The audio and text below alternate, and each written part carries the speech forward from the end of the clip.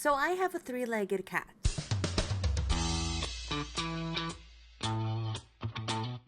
I found her in a Starbucks parking lot and she was not okay.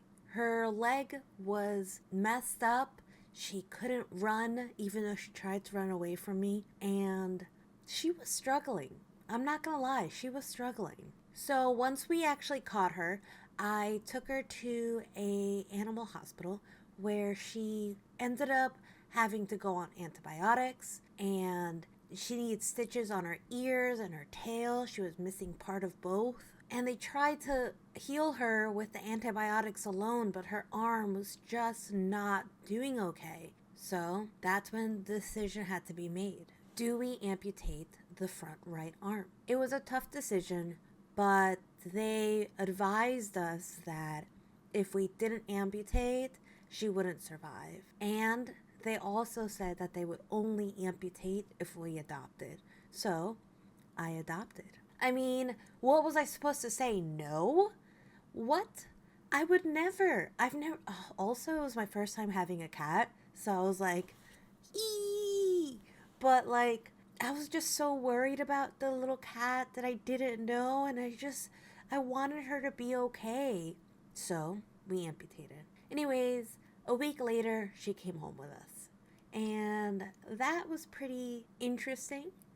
She was still healing, so she had to stay in a little cage for a while. That way she wouldn't get stuck in different places and rip open her stitches, you know. You can see in this picture that she was struggling in the beginning. She was a little wobbly. She didn't know how to stand on just 3 legs just yet, but she figured it out. She quickly got accustomed to me. She was a little nippy at the beginning. Like, she tried to bite me sometimes because she was still getting used to me. But after maybe a week, she fell in love with me. She laid on me like a sausage. If you don't know what a sausage cat looks like, this is what a sausage cat looks like. She just showed all belly and everything. She didn't care. She just wanted to be cuddled and just be as close to me as possible. And let me tell you what, that hasn't changed. And then it happened. I came home one day and I could not find her. I looked everywhere. I was panicking. I called my partner at the time and was like, I cannot find Naka. By the way, her name is Naka, and which means survivor. My partner decided to come home and help me rip apart the entire apartment. We checked in the closet, we checked in suitcases, we checked under the bed, we flipped over the mattress, we took all the cushions out of the couch. And at this point, it has been an hour since I've been looking for her. And I am freaking out, and I swear I hear meows somewhere. She is meowing for us. I was horrified at the idea. I was like, what if she escaped when I wasn't paying attention when I got home? What if she's scared and she is still had her stitches? What if she rips open those stitches and then starts bleeding? She doesn't know how to walk just yet. I was not okay mentally at the time. I was so terrified of what could happen, what could have happened, what I just kept imagining the worst thing ever. And at this point, after an hour and a half, we decide to call for backup. We asked a friend and a parent to come help. They were looking everywhere. My apartment isn't that big. This is basically it.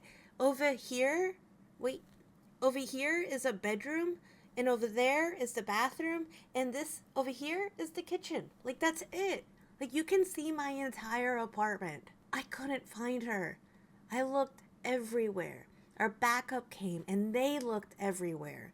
They were on the ground trying to see if there was, like, under the couch or something, because she used to like to sit behind a chair, as you can see right here, and she just would lay back there, but she wasn't there. She wasn't underneath anything. We could not find her. 2 hours go by, and I am bawling, literal tears. I was so close to having like an anxiety attack. I was already shaking and crying, and I was just like, where's my cat? I had only had her. I'm sorry. I had only had her for like a week or two, and I fell in love with her. I've never had a cat before. And I had so much panic.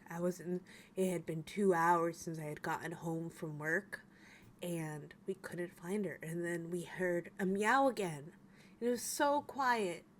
And then finally, our backup was in our small kitchen. Like, only one person can fit in the kitchen at a time, and was on the ground and looked underneath a cabinet, the kitchen drawer. And when I tell you, I mean underneath this kitchen drawer, not inside the drawer, underneath the drawer. There was like a hole that she had gotten herself into. I think it's like top 10 the most afraid I've ever been in my life. We found her, I picked her up, and I did not want to let go. But she was so small and injured, and trying to figure out how capable she can be with her missing leg and her missing part of her ear and missing part of her tail. And it was terrible. It was literally terrible. And I was so relieved when we found her. And that's how I lost and found my cat, within like 3 hours. 3 hours I had lost my cat in my small apartment. It was terrible. But that's okay. I don't know. I'm sorry I like teared up. It was very traumatizing for me, but she's okay now. She is now 5 years old and plump and happy and very balanced and can jump up high on her tree. And she runs around, she yells at us, she meows every time we're home late. She's like, where have you been? Like, she is good. So, to end off, I will show you some pictures and some videos of Naka, but I will see you guys all next time. Bye!